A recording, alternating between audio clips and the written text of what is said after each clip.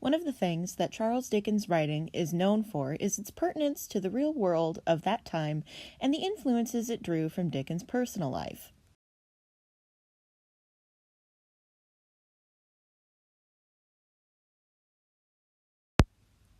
So then, what inspired the infamous model school from Charles Dickens' novel Hard Times?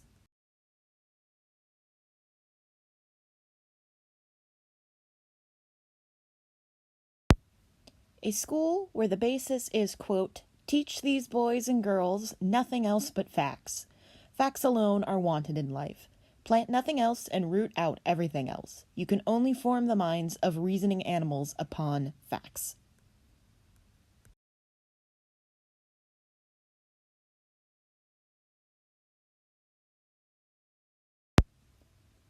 For this depressingly bleak and harsh school, Charles Dickens drew his inspiration from the ragged schools of Victorian England and the utilitarian philosophy of Joseph Bentham.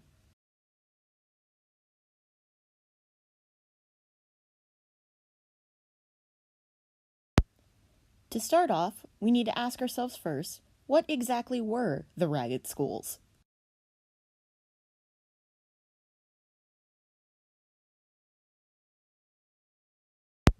The ragged school movement started as a proposed solution for the rising population of illiterate, uneducated people living in London.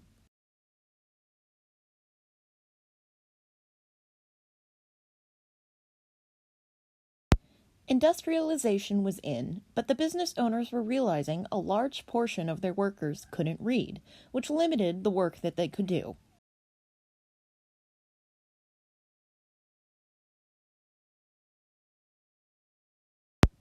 Not only this, but the lack of education also had a correlation with the rising populations of prisons, most of which were occupied by debtors.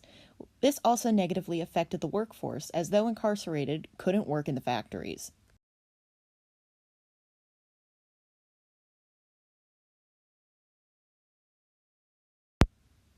Thus, the Ragged School was born and was to be a place of free education for children who were rejected by traditional schooling. The model of the Ragged School was, quote, to teach children for free who were too ragged, wretched, filthy, and forlorn to enter any other place.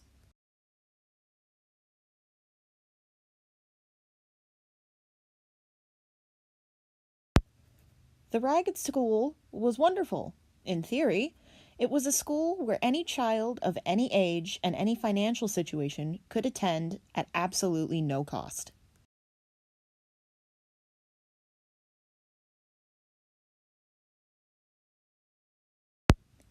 They would be taught basic math, reading, writing, and the Bible. Illiterate adults were welcome to take night classes as well that started at the end of the workday. The Ragged School was supposed to be free education for all.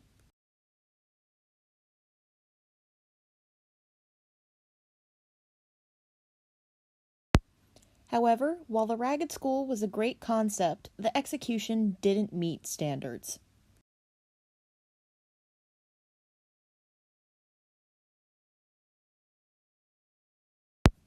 Ragged schools were often started by charitable evangelicals who were looking to both improve society and convert people at the same time. The evangelicals were by no means wealthy and were often in the working class themselves.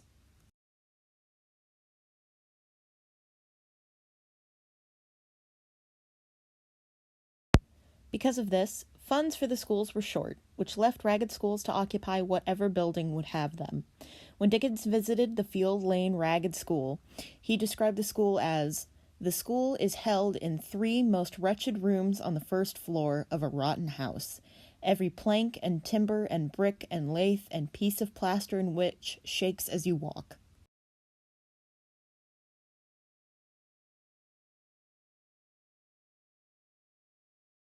This was unfortunately the norm for ragged schools. Ragged schools often occupied only 2 or 3 empty rooms in a run-down, rotting building. Since they couldn't afford individual desks, children would either sit crammed together on a bench or huddle together in vacant corners of the room. Teachers were often the evangelicals who helped set up the school, and teaching was done on an unpaid volunteer basis.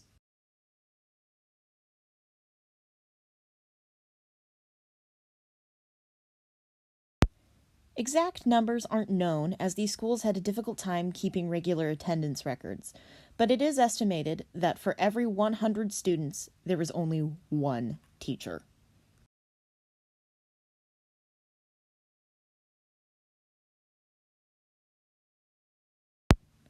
As if this wasn't bad enough, since these children were too rough and too wild for other learning institutions, they were not trusted with books. Because of this, a vast majority of the teaching was done orally and involved students repeating back information or chunks of memorized text. With this depressing picture, it should come as no surprise that this was a large source of inspiration for the Gradgrind Model School.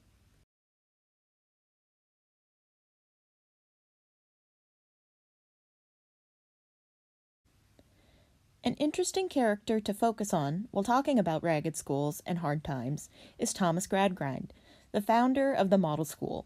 He is often equated to real-life social reformist Charles George Gordon.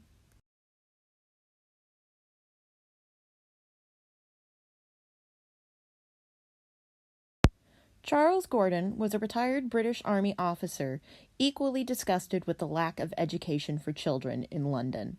He sought to teach the roughest and dirtiest kids himself.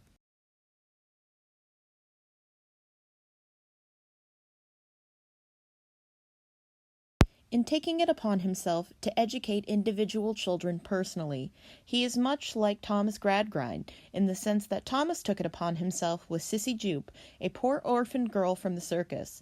Quote, "I am willing to take charge of you, Jupe, and to educate you and provide for you.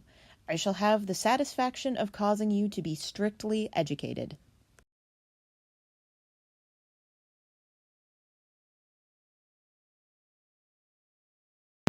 Charles Gordon also opened his own home as a school. The school would come to be known as Fort House, similarly named to Thomas Gradgrind's home, Stone Lodge. Much like Fort House, Gradgrind uses his home as a school away from school for his 5 children.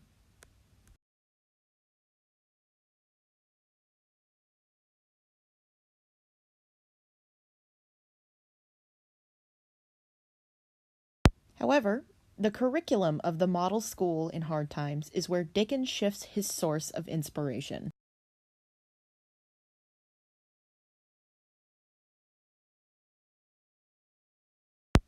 While ragged schools did offer math and literacy, these were more for teaching work skills like taking inventory or operating machinery.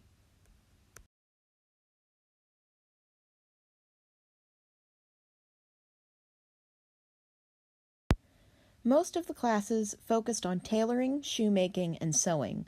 Ragged schools were truly focused on teaching poor children how to be good workers instead of good students.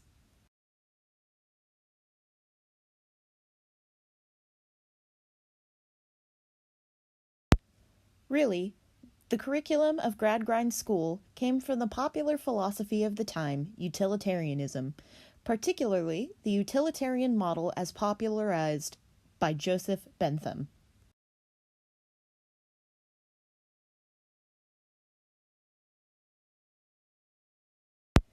Joseph Bentham was an English philosopher born in the year 1748 and is hallmarked as the founder of the modern utilitarian model of society.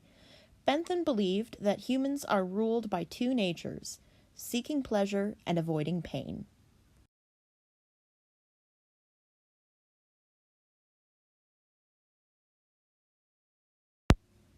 Bentham believed that all of our decision making revolves around these 2 natures.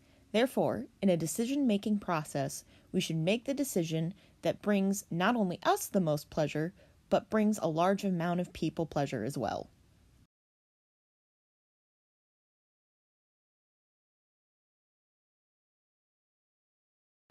Joseph Bentham stated, quote, "The said truth is that it is the greatest happiness of the greatest number. That is the measure of right and wrong."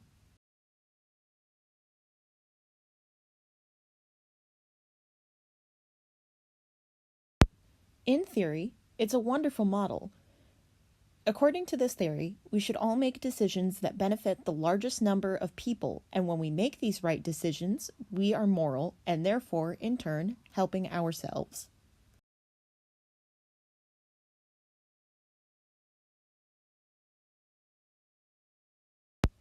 If we make a choice that enables pleasure for a massive number of people and pains little, then this action is considered right or moral.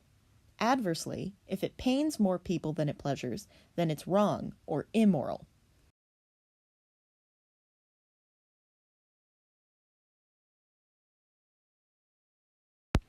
But it becomes incredibly easy to poke holes in this theory, which is exactly what Dickens did in Gradgrind School. When Sissy Jupe is asked her opinion on the proportion of 25 people dying of starvation in a population of 1 million, the best answer she can give is, quote, "I thought it must be just as hard upon those who were starved, whether the others were a million or a million. Sissy Jupe presents the biggest undoing of Bentham's theory, human compassion.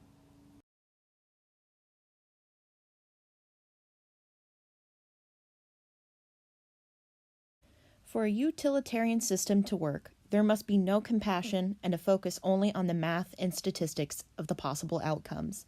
It's incredibly similar to the theoretical dilemma, the trolley problem, where the question is, would you kill your loved one if it saved 5 strangers?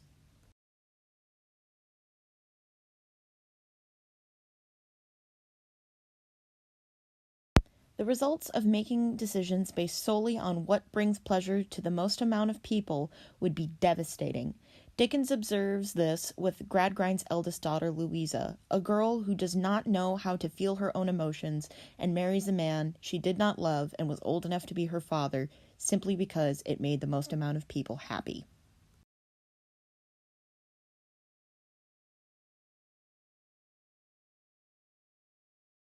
Louisa makes this decision to marry her suitor because it made not only her suitor happy, but her father happy and her younger brother Tom happy.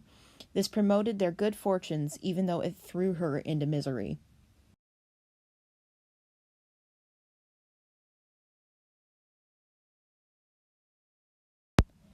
In a 3-to-1 ratio, it was logical for her to accept, but in the end, she says, quote, "There rose up into rebellion against the tie with the old strife, made fiercer by those causes of disparity which arise out of our two individual natures, and which no general laws shall ever rule or state for me, until they shall be able to direct the anatomist where to strike his knife into the secrets of my soul."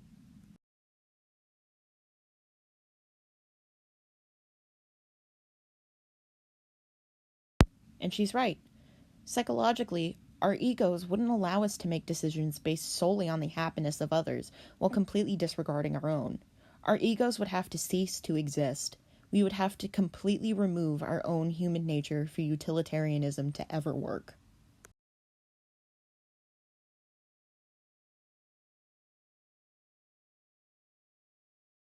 Given this information and these examples, it is very apparent that Charles Dickens got his inspiration for Gradgrind's model school from a combination of the ragged schools of the Victorian age and the utilitarian philosophy of Joseph Bentham.